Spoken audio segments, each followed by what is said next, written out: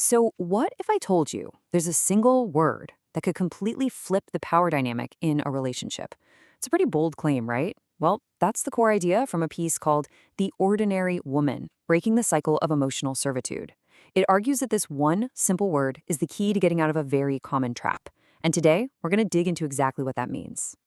All right, so the source kicks things off by identifying what it calls a huge problem in modern relationships. And this quote, wow, it really gets to the heart of it, doesn't it?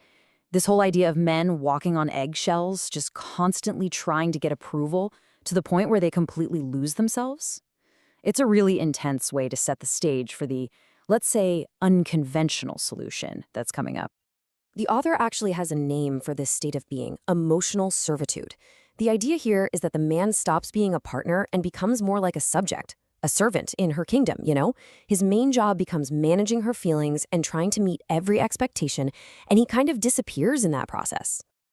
Okay, so if that's the problem, what's the solution? This is where things get really counterintuitive. We're not talking about more communication or couples therapy here. No, according to this source, it all comes down to one single powerful idea. And that word is ordinary. Now look, according to the author, the power isn't really in the word itself. It's about what it challenges. The argument is that this word directly confronts a belief that, they claim, every woman has deep down, that she is totally unique, the one exception, to all the predictable patterns of female psychology. And this slide really breaks down that core shift in thinking. On one side, you have the exception mindset, right? The belief that her personality is this one-of-a-kind thing. But on the other side, the ordinary framework changes the game. It reframes her behavior as the result of a predictable system. And the author says that seeing this difference, this shift in perception, is absolutely everything.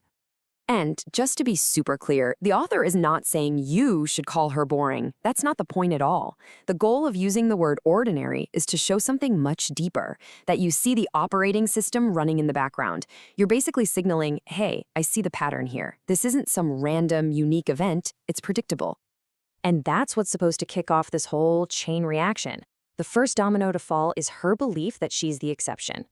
Once that's challenged, her behavior is reframed as a pattern, which then, according to the source, disrupts any emotional manipulation because you're not treating every single emotional flare-up like a 5-alarm fire.